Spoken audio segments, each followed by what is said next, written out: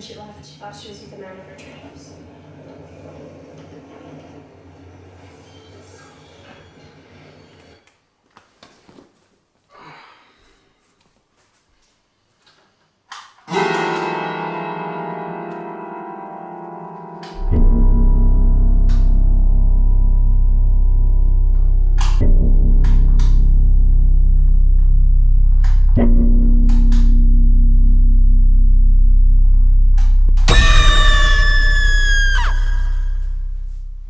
Salut tout le monde, c'est Cédric. J'espère que vous avez aimé la petite séquence d'intro. Perso, je me suis éclaté à la faire et ça tombe bien parce que dans la deuxième partie de cette vidéo, on va voir comment réaliser le même effet.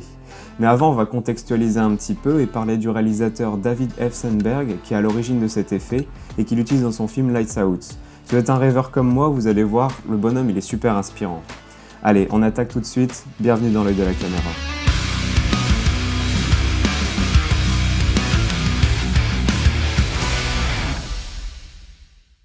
Lights Out, ou Dans le noir pour la version française, est un film d'épouvante hollywoodien qui raconte l'histoire d'une famille à Los Angeles qui est pris pour cible par une mystérieuse créature terrifiante qui ne vit que dans le noir et qui semble être liée à la mère de cette famille. Le film est sorti en 2016 et c'est un énorme succès commercial parce qu'il a rapporté 148 800 000 $ de recettes mondiales. Jusque là on pourrait se dire qu'on est sur un banal film d'épouvante hollywoodien, mais en fait c'est tout l'inverse. Lights Out a été réalisé par un certain David F. Sandberg et en fait c'est son tout premier film. Il s'agit en fait d'une adaptation de son propre court-métrage du même nom qu'il a publié sur sa chaîne YouTube Pony Smasher en 2013. À la base, David c'est pas un mec riche, c'est même tout l'inverse. Avant le début de sa carrière à Hollywood, il vivait dans un petit appartement en Suède avec sa femme Lotta Lodsen. À l'époque, il est fauché et plutôt déprimé, et il bosse dans un cinéma local où il se passionne pour la réalisation vidéo. Il réalise des vidéos d'animation sur sa chaîne YouTube qui remportent un léger succès, ça lui offre des petites opportunités de job dans l'animation, mais rien de fou quoi. En 2013, il décide de se concentrer sur la réalisation de courts-métrages d'horreur, parce que comme il le dit lui-même, son but à la base, c'était de faire du cinéma d'horreur et de science-fiction. Il se lance donc dans la réalisation de courts-métrages avec zéro budget, et c'est sa femme qui va incarner le personnage. La vie de David va prendre un tournant lorsqu'il publie sa deuxième réalisation nommée Lights Out. La vidéo devient virale et va très vite se retrouver à faire des millions de vues. Et à ce moment-là, tout va s'accélérer. Il commence à recevoir des tonnes de messages de gens de l'industrie du cinéma qui veulent bosser avec lui. Parmi ces gens, il y a la productrice Laurence Gray qui va lui proposer de collaborer avec le réalisateur James Wan dans le but d'adapter son court-métrage pour en faire un film. Et franchement, pour un mec qui voulait faire du cinéma d'horreur, James Wan c'est la référence en la matière. C'est le gars qui a réalisé Saw, Insidious, Conjuring. Enfin, il aurait vraiment pas pu mieux tomber. David et sa femme déménagent de Suède pour Hollywood et c'est le début de sa carrière de réalisateur de cinéma avec le début du tournage de Lights Out. Et ce qui est le plus fou dans cette histoire, c'est que Sandberg, avant le tournage de son film, il n'avait jamais travaillé avec une équipe de tournage et il avait même jamais mis les pieds sur un plateau de cinéma tout court. And was it the first time you were working with Hollywood actors on Lights Out? Yes. Okay. Yeah. So did you find that sort of relationship and process much different? Well, it was more intimidating to have Sure. tell Maria Bello what to do. Comme il explique dans plusieurs interviews, ça a vraiment pas été facile pour lui de remplir son rôle de réalisateur, surtout qu'il sait pas du tout comment ça se passe le tournage d'un film au ciné.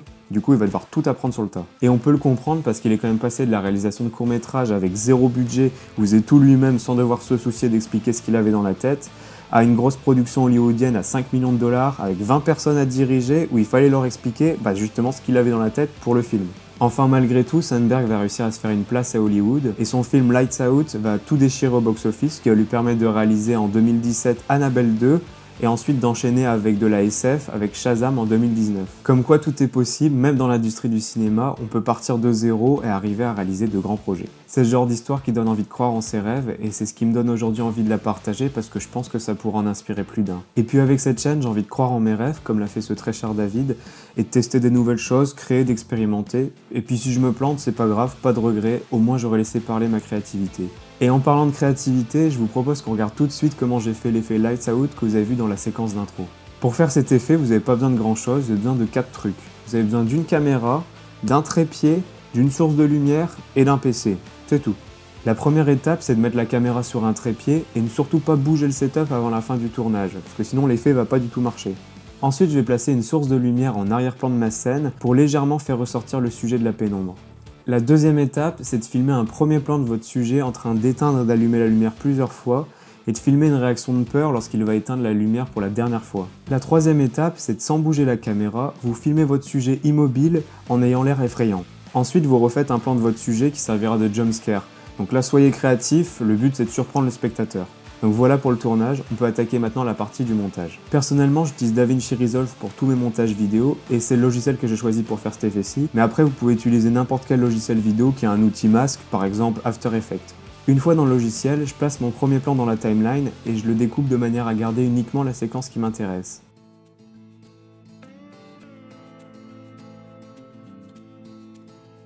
Ensuite, on fait pareil avec notre deuxième et notre troisième plan et on va sélectionner le deuxième plan. Je me rends dans la page Color et je vais venir tracer un masque avec l'outil plume de manière à ce qu'on puisse voir apparaître notre premier plan.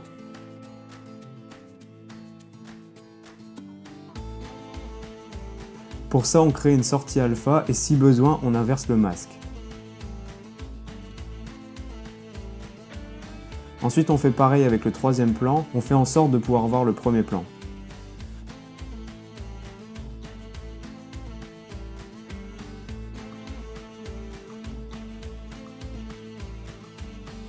Après, il n'y a plus qu'à cut le deuxième et troisième plan, de manière à ne laisser visible que le premier plan lorsque la lumière est allumée.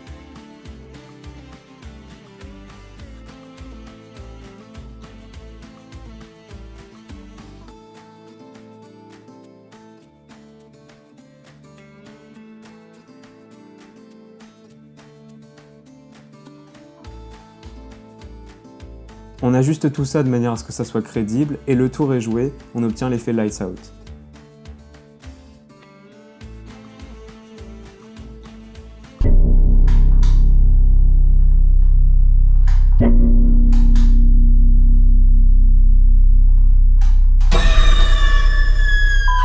J'espère que vous avez kiffé ce petit tuto et que l'histoire de David F. Sandberg vous a inspiré comme elle m'a inspiré. N'hésitez pas d'ailleurs à aller voir le court-métrage, le lien est dans la description, et à me dire en commentaire ce que vous en avez pensé. Et au passage, si vous avez des films d'horreur sympas à me conseiller, je suis aussi preneur. Pensez à vous abonner, à mettre un like, ça permet de me soutenir et de développer la chaîne. N'hésitez pas à vous abonner à mon compte Instagram, je poste du contenu régulièrement. Et si vous regardez bien, vous pourrez trouver une autre vidéo de l'effet Lights Out que j'avais posté il y a quelques temps. Et d'ailleurs, si jamais vous réalisez cet effet, n'hésitez pas à m'envoyer vos réalisations en DM Insta, je me ferai un plaisir de les regarder. Je vous dis à la prochaine pour une autre vidéo. En attendant, prenez soin de vous et restez créatifs. Bye.